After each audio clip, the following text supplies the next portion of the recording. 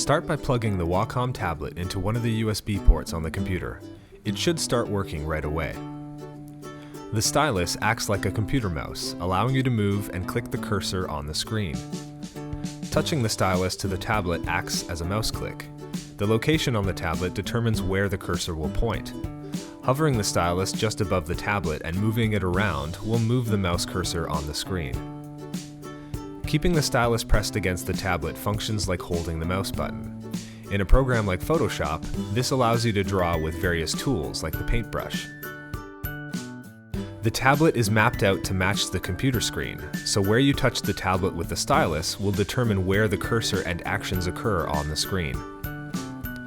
To access the Wacom tablet settings, click on the launchpad, the little rocket ship icon, and select the Wacom Desktop Center icon. This program has a help and tutorial section for learning more about the tablet, as well as settings for touch and pen controls. Under the touch settings, things like pointer and scrolling speed can be adjusted.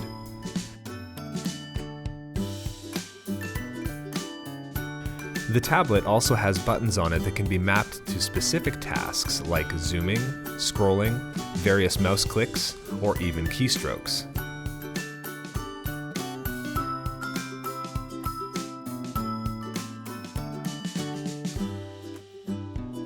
In addition to the tablet, the stylus also has buttons on it that can be mapped in the settings for quick access to specific functions.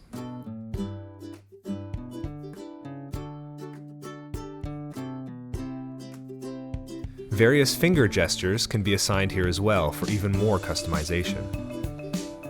While these settings are universal, specific setting changes can be made for individual programs. So if you want to map specific shortcuts and functions for a program like Photoshop, this can be achieved by selecting the program at the top of the settings menu.